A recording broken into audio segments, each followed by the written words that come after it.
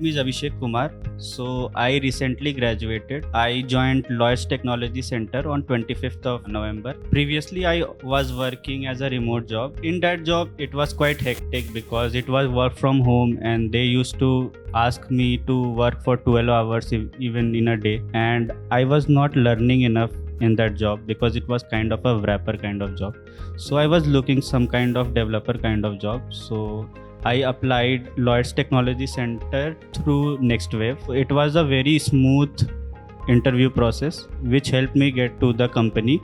And here I feel the work-life balance is quite cool and I'm learning quite good enough. After my previous job, I used to continuously code. Like I used to wake up in the morning, code till night, then sleep. It was like sleeping, eating and coding. So with that consistency, if you keep going, you will deserve what you are expecting from life.